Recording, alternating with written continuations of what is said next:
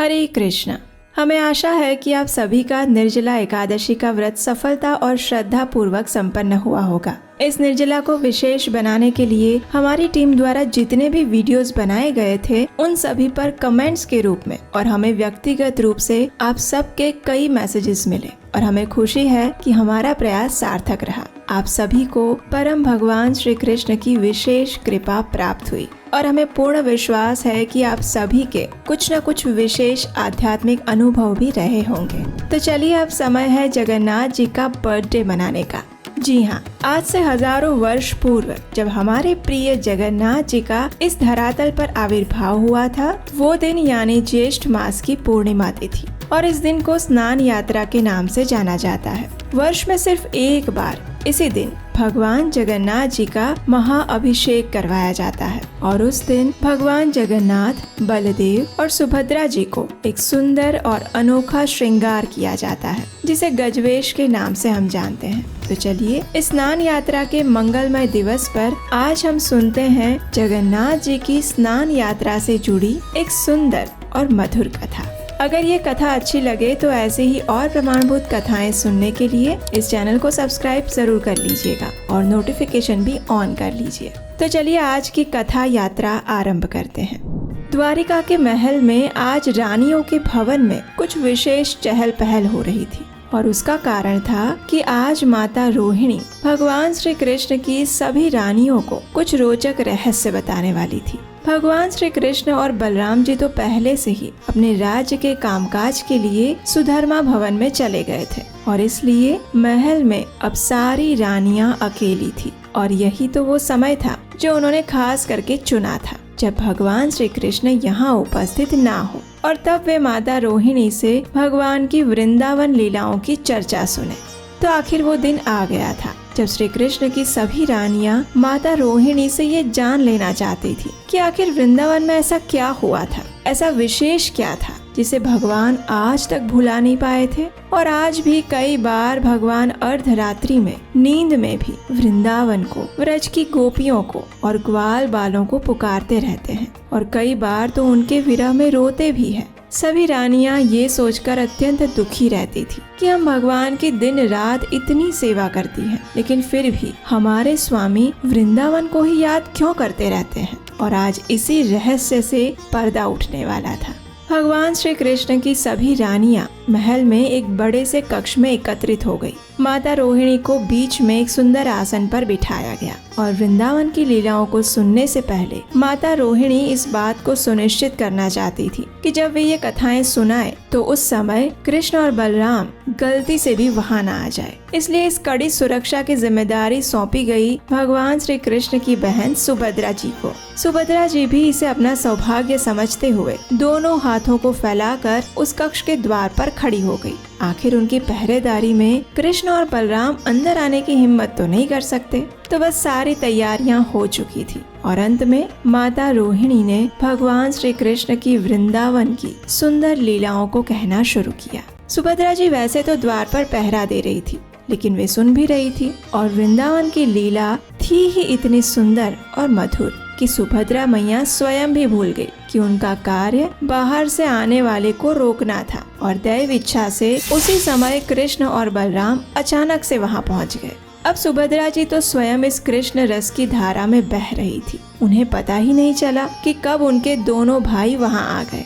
जब कृष्ण और बलराम ने देखा कि माता रोहिणी उनकी वृंदावन लीला का वर्णन कर रही है तो सुभद्रा जी की एक तरफ कृष्ण और दूसरी ओर बलराम जी खड़े हो गए और इस कथा सरिता का अमृत पान करने लगे। सुभद्रा जी के साथ कृष्ण और बलराम भी अब वृंदावन की मानसिक यात्रा पर निकल पड़े थे। माता रोहिणी की भावनाओं से भरी हुई इन कथाओं को सुनकर कृष्ण और बलराम को लगा कि मानो वे वापस वृंदावन में चले गए हों।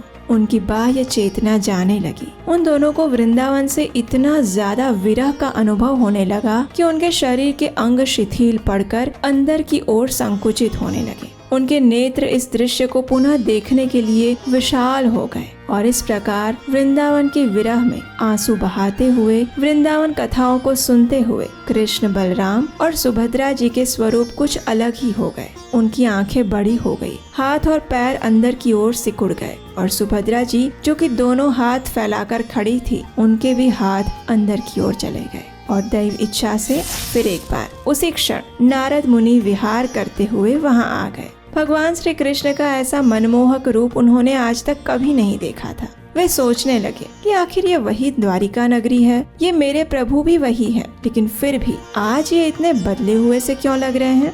आखिर जब वे पास पहुँचे और उन्होंने देखा कि भगवान का ये स्वरूप माता रोहिणी द्वारा सुनाई जा रही वृंदावन लीलाओं के कारण अस्तित्व में आया है। जैसे ही नारद मुनि ये समझ पाते, तब तक तीनों भाई बहन वापस अपनी बाह्य चेतना में आ गए और उन्होंने पुनः अपना मूल स्वरूप धारण कर लिया। लेकिन अब देखिए, ये तो हमारे परम शुद्ध भक्त नारद मुनि हैं। उन्होंने भगवान से बहुत प्रार्थना की और कहा कि उनके इस दिव्य स्वरूप का दर्शन संपूर्ण विश्व को होना चाहिए और अपने भक्त की इच्छा को भगवान मना नहीं कर सकते। तो इसलिए उन्होंने उसी स्वरूप में कलयुग में इस धरातल पर प्रकट होने का निर्णय लिया और ये स्वरूप यानी हमारे प्रिय जगन्नाथ जी, बलदेव जी और सुभद्रा मैया। जी हाँ, जगन्नाथ जी का ये स्वरूप ना तो अपूर्ण है और ना ही अमानवीय। और जिस दिन ये स्वरूप इस धरातल पर प्रकट हुआ था, यानी जिस दिन भगवान श्री कृष्ण जगन्नाथ स्वरूप में राजा इंद्रद्युम्न के समक्ष प्रकट हुए थे, वो दिन यानी स्नान यात्रा का दिन, ज्येष्ठ मास की पूर्णिमा के दिन, प्रत्येक वर्ष हम जगन्नाथ जी के आविर्भाव का दिवस यानी स्नान यात्रा का दिन मनाते हैं। इसी दिन जगन्नाथ जी राजा इंद्रद्युम्न के समक्ष प्रकट हुए थे और उन्हें आदेश देते हुए कहते हैं, हे राजा, ज्येष्ठ मास की पूर्णिमा मेरी जन्म तिथि है। उस दिन तुम विधि विधान के अनुसार मेरे महास्नान की तैयारी करवाओ। जाओ, सिंधु के किनारे पर जो अक्षय वट है, उसकी ठीक उत्तर दिशा में सभी तीर्थों से पूरित जल युक्त एक कुआं है और वो रेत से ढका हुआ है। अपने सैनिकों से कहो उसकी खोज करें और उसके जल से मेरे स्नान की तैयारी करवाओ। लेकिन उससे पूर्व रक्षक, क्षेत्रपाल और दिक्पालों की सहायता से वैदिक विधि अनुसार शंख, कहाल, मूरज इत्यादि वाद्य यंत्रों की ध्वनि के साथ उस कुएं का संस्कार करवाओ और उसके बाद सर्व तीर्थमय जल से मुझे प्रातः काल में स्नान करवाओ और इस परंपरा को आने वाले समय में भी यथावत रखी जाए।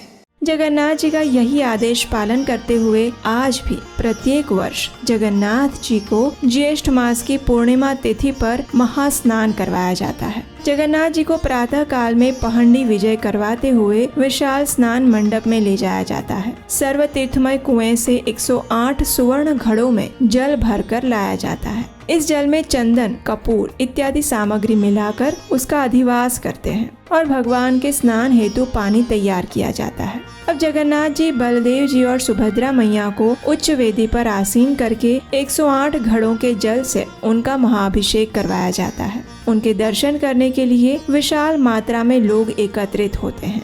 स्नान के पश्चात जगन्नाथ जी को एक विशेष गजवेश या हाथी के वेश में सजाया जाता है। उस समय सभी लोग भगवान के नजदीक जाकर उन्हें आलिंगन करके दर्शन कर सकते हैं। और आप जानते हैं कि ये वेश उन्हें क्यों पहनाया जाता है? तो उसके पीछे भी एक रोचक और सुंदर कथा है। अगर आप वो कथा सुनना चाहते हैं तो हमारे चैनल पर जाकर गजवेश कथा सुन सकते हैं। उसका लिंक नीचे डिस्क्रिप्शन बॉक्स में भी दिया गया है। महाअभिषेक और गजवेश धारण करवा के जगन्नाथ जी, बलदेव जी और सुभद्रा मैया को स्वादिष्ट विशाल भोग अर्पित किया जाता है। और बस फिर इतना स्नान करने के बाद, इतना भारी मात्रा में भोग लेने के बाद फिर जगन्नाथ जी 15 दिनों के लिए बीमार पड़ जाते हैं और फिर वो समय वे अपनी पत्नी लक्ष्मी देवी के साथ व्यतीत करते हैं। 15 दिन के इस कार्यकाल को अनावसर कहा जाता है, जिसमें जगन्नाथ जी को बीमारी से ठीक करने के लिए कड़वी दवाइयाँ और काढ़ा पिलाया जाता है।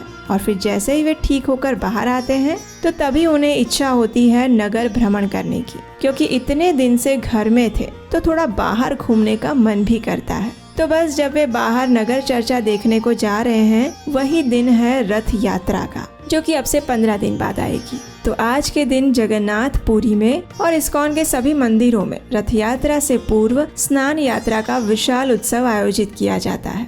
तो अगर आप जगन्नाथपुरी में जाकर इस उत्सव के दर्शन कर सकते हैं तो आप सबसे अधिक सौभाग्यशाली हैं। और अगर नहीं तो आपके घर के आसपास कोई इस्कॉन मंदिर या केंद्र है तो आज के दिन उनके दर्शन करने जरूर जाइएगा, क्योंकि स्नान यात्रा के दिन सभी इस्कॉन मंदिरों में भी जगन्नाथ जी का महाअभिषेक करवाया जाता है, उन्हें गजवेश पहनाया जाता है। और क्योंकि बाद में फिर 15 दिन के लिए जगन्नाथ जी के दर्शन नहीं हो पाएंगे। तो ये थी स्नान यात्रा से जुड़ी एक विशेष कथा। अगर आपको ये कथा अच्छी लगी है तो आने वाली ऐसी ही वैदिक प्रमाणभूत कथाओं को बनाने के लिए आप हमें स्क्रीन पर दिए गए नंबर पर अपना आर्थिक योगदान भेज सकते हैं। और इस कथा को अधिक से अधिक लोगों तक शेयर कीजिए और उन्हें भी इस जगन्नाथ कथा का पुण्य फल प्रदान करिए।